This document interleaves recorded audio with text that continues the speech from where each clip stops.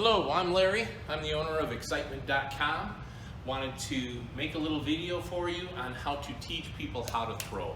Maybe you put in some of our axe lanes. Maybe you bought one of our Excitement axe trailers. Either way, now that you're in there, if you're not an experienced axe thrower, you may not know what to do next. Even if you're an experienced axe thrower, that doesn't mean you're a good axe teacher. So you're going to have to teach your employees how to teach, and that's what I'm going to do now. I'm going to make a video. Feel free to have them watch this video, or you learn from it and then you incorporate some things. So the first thing we want to look at is what happens when somebody comes to your axe lanes. The first thing we want to do is run through some safety rules with them. Okay? So now we have these printed out. They're available to you if you want to download the PDF and or a Word document and then edit it accordingly. But we talk about a couple of key issues when we're doing this. First off, even though it's a bit redundant, we tell them that axes are sharp. Okay? So we're also throwing Ninja Stars at our locations. These are a lot of fun to throw. So we tell them axes and Ninja Stars are sharp. Okay? We also, most all insurance companies require flat shoes, so and closed-toed shoes, so you don't want somebody throwing in high heels and open toe. Okay? So you must wear flat, closed-toed shoes. Now then we want to tell them where to stand. So they basically, we have a red mark here as far as where they pretty much stand. So here's our throwing spot there, and then also a spot where they shouldn't go behind where is the safety zone. Now you may have a yellow mark on the floor. We just have our tables set up to where they won't go behind the tables while they have an axe, okay? We only have one axe per lane as well. So what happens is we tell them stand behind the tables, don't pull axes out of targets, never hand the axe to the next person. So we're going to explain to them that when it's time to take out the axe, you grab the bottom of the handle and you wiggle it up and down to remove it. If you have a star, what you do is if there's one point, you can wiggle it up and down to remove it. If 2 points are in, you wiggle it side to side until one comes out, then you remove it. And that's how I teach them. I'm showing with my hand, and then after they stick their first throws, I'm always going to walk up to this target with the customer and have them remove it. So we're going to remove this axe here. Just grab the bottom, wiggle it out, and that's it. You want to tell them to stand to the side when they wiggle the handle out. Don't stand in front of it and yank it out. Sometimes they're buried in there real good. I'm tugging on that and it's not budging. And if I keep pulling, that may come free and hit me in the face. But if I stand by the side and I simply wiggle the handle, it comes right out. They never hand it to the next person. Instead, they're going to put it in our axe box or put this on the shelf for the next person. Okay? The number one place people are probably going to get hurt if you don't give them enough coaching is removing the axes or handing them to the next person. By only having one axe in a lane, it means nobody else can accidentally throw when I'm down there, which is also why our excitement lanes, we keep each target in its own encased area. Much safer than two targets with no divider where you have to trust that the other person isn't throwing when you're walking down there. So a lot of our design makes it to where the safety is built in, and the other thing is a lot of our design makes it to where it's easier to stick. But let's teach people how to stick an axe, because when it comes down to it, we're not in the business of axe throwing, we're in the business of axe sticking. So there's several aspects to getting an axe to stick. The most important thing and the biggest problem people are going to have is improper rotation. So what's supposed to happen is when you let go of this axe from standing back about 10, 12 feet, this axe is going to fly through the air. It's going to do one full rotation and then stick to the target. Ideally, when it comes in, sticking at about a 45-degree angle with the handle coming down. That is an easy stick right there, okay? So it's supposed to come in, rotate, and stick to there. But what normally happens, especially with your new throwers, is they over-rotate. And what's going to happen, you see axes bouncing off the target. Normally this happens, the axe misses at this point, it keeps rotating, it's rotated too early, and it's rotating too much, and it hits on the top of the axe or all the way back on the handle and bounces off the target.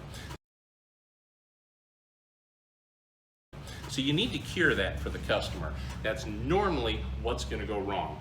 You want to watch and look for that. So what causes that? Well, there's several things that can make an axe affect the rotation. One is where you grab it.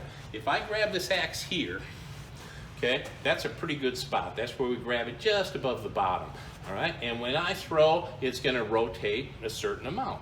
If I would hold it down here, you can kind of get the feel that it's going to rotate more when it leaves my hand than if it was here. And if I grab it here, it's hardly going to rotate at all. So changing where you're holding it can affect the rotation. But ideally, you probably want your customers to grab right about there. If doing a two-hand throw, they'll put one hand there and the other end here, and then they'll bring it up over their head and throw in that direction. All right, so that's pretty much where they throw. So let's suppose they're grabbing it there, they're throwing, and it's still over-rotating, it's hitting. Well, then it's not the grip. It's got to be something else. Well, the other thing that it can be, and the normal thing that it is people see that axes are spinning toward the target and they try to spin them toward the target. So what they do is when they let go, they flick it toward the target. And this thing wants to spin when it leaves their hand. You want to tell them just throw it at the target, don't flip it at the target. If you have a customer that has a hard time getting the throwing motion, one of the best things I've found is bring them up to the target. And you sit there and you tell them, look, this block right here, I want you to get mad at it, okay? I have them stand back a foot or two, and I want them just to chop at that, okay? So what that's going to do is give them motion. So they're gonna sit here and they're gonna go chop, chop, chop, right? So that gives them the motion, lets them see when they're hitting it, is the axe up and down, is it sideways, is it crooked, you know? And it gives them the muscle memory for that motion. Then after they've chopped at it, then set them back and let them throw. That normally works. The reason that works so well with that chopping thing is it takes away that flicking motion, okay? Now when they throw, instead of spinning it toward the target, they will just let it go at the target. A lot of our instructors have had good success telling people, hold your wrist solid. When you're letting go of this, I want you to go like that and point your fingers at the target. So when you're letting go, you're going there. Don't spin it and have your hand falling down as it throws. So don't spin it, just let go here, and that will take some of the rotation out. Now the biggest, easiest thing to do to control rotation is where they stand. Now I know in a lot of tournaments and all that kind of stuff, they want you to be at a 13-footer, a 14-footer, a 12-footer, who knows what foot they're going to change it to whenever. Our goal is, I want them to stand where they will have success. We have found that about 11 or 12 feet back, that's a good spot for people to stand, and they can throw. If they're over-rotating, have them take a step forward. That's all there is to it, okay? Now, try to cure the throwing motion first, but then if they seem like they're throwing pretty good and everything's going okay, but they're still not getting it to stick, just have them step forward, and that will give the axe less time to rotate in the air. That's about all there is to that, okay? Very, very simple. Now, the other thing, speaking of stance, is normally ideal when somebody is throwing to have them put their opposite foot forward. Just like a pitcher. If a pitcher is pitching and he's right-handed, his left foot is forward when he throws. And that's going to be the same thing. So if you have a right-handed thrower, have their left foot forward. You'll want to ask them, what are they, or take a look when they take the axe. Are they holding it in their left hand? Then they'd probably want their right foot forward, because it makes for a more natural throwing motion. So after you have them in the right stance, then they can let it go. For two-handed, you can still have a little bit of the left foot forward. Some like standing straight, some a little bit left foot forward. The other thing some people like to do is step into it as they go a little bit. Others like to rock. So what they do is they will pull their body back and then lean forward when they go. If you have somebody that's not sticking because it doesn't have enough energy to get there, that will get the body involved in the energy and make it easier to stick. So you play with all these different aspects, but your job as an axemaster at your location is to help these people stick it. And we've done a lot of the work for you. With our excitement end grain targets, it's so easy to stick and it doesn't have to be straight. So it doesn't matter what angle you hit, this would be much easier to stick, but you still have to get the throwing motion right. Once your customers have mastered sticking, if you want to give them a little something else to play with, it's also nice to have a couple other throws that you can teach them. Trick shots, so to speak. One that a lot of people have fun with is grabbing the axe in this method and doing underhand. So with a grab like this, you can just kind of bowl it in and it should fly and hopefully hit. So here we go. There you go, there's a bullseye underhand, all right? So now, another way to throw underhand is you grab it like normal and just lift it up into the target, trying to put very little spin on it. That lets you hit like that. Okay, so that's another fun throw people like to do. Another one they can do is grab the axe head. So you grab the axe head like that and then bowl it in and it should go like that. Okay, that's another way to do it. Now the important thing also to get people sticking, no matter what throws they're doing, is taking care of your targets. To take care of the targets, you want them to be slightly moist all the time.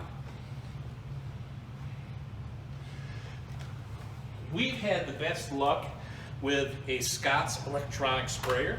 This is a rechargeable unit. You push the button, it'll make some noise, but it puts out a lot of water. And we're going to water the target about that much, about every half hour, every hour. You have a choice of sprays. The fan's tip adjustment seems to work best. And just do that about once an hour. We've also found if you put a little cap of chlorine bleach in with the water, it will stop any mold from growing on your blocks, or at least reduce it. Since we're putting a lot of water down, that's not a bad idea.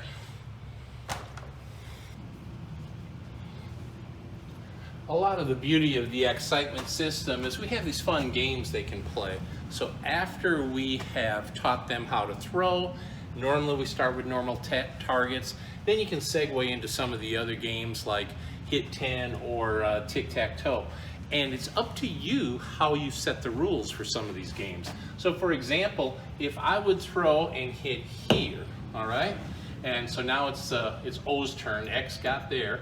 But if I throw and I hit here, I can say, I tell you what we're doing with new throwers, we're letting you choose which one it is. So if I'm on the line, I'm going to choose that one. That gives me that. So now X throws again and they stick here. Then I simply take my mouse and I click to there.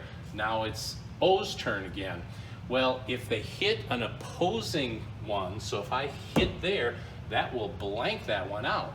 So now X has to throw and they hit here, and then O throws and they hit here, etc. Now, if you want to make it more challenging, you can say that when they hit a line, they don't get their choice of either side. They have to go on whichever side has the most X. So if I hit here, I can't choose this bottom one anymore because that would be there. But if I can choose either, then that makes the game easier. You can also say that if you touch a line, it's the same as a miss. So then the shots have to be right inside the square and you can't go outside of it. And you let them keep on going until somebody scores their 3 in a row. Okay? So a real fun game to play. Your customers will have a bunch of fun with this, and it lets them use the whole target. Again, a lot of the secret of our games is people get to do the entire target. They're not just throwing at one spot. So we've covered a lot of ground here. Let's take a moment and review. When people sign up to play, they probably booked online and did their waiver online. So the counter gets them checked in and then hands them off to the axemasters. The axemaster will start the lane timer for the proper amount of time. The axemaster should have previously wet the boards before the group, and depending on how long the group is there, they may do another spray an hour or so in. Then the axemasters will go over all the safety rules. Use caution. axes and stars are sharp. The axe masters will check to make sure the customers have the proper footwear. Some locations keep clogs or other shoes that people can rent or use in case they don't have proper footwear. The axe master will then point out the safety lines where the people need to be when they're not throwing, either behind the tables or behind a line that you've set. The axe master will teach how to remove the axes and stars and explain that they don't hand them to the next person and don't carry them out of the lanes. So now it's time to teach how to throw. The axe master will tell the customer how to grip the axe, the stance, where to stand, and also explain they simply throw at the target and don't try to spin it toward the target. The axe master will ask who wants to try first and let them give it a throw. If the thrower does not stick, the axe master will try to evaluate the throw and see if the person needs to switch grip, maybe try two-handed throw. Move up or back until they can get the customer to stick a few throws. Upon sticking, walk the customer up to the target and make sure they know the proper technique for removing the axe and the stars. You may occasionally have a customer that cannot even get close to a decent throw with an axe. Not many, maybe 1 out of 100. I always smile and ask, have you ever thrown anything besides a party or a tantrum? Then let's try throwing the stars. You throw the stars like an axe overhand by grabbing one point, then throw and flick the wrist. Stars are fun to throw and great for the rare people who have a trouble sticking an axe.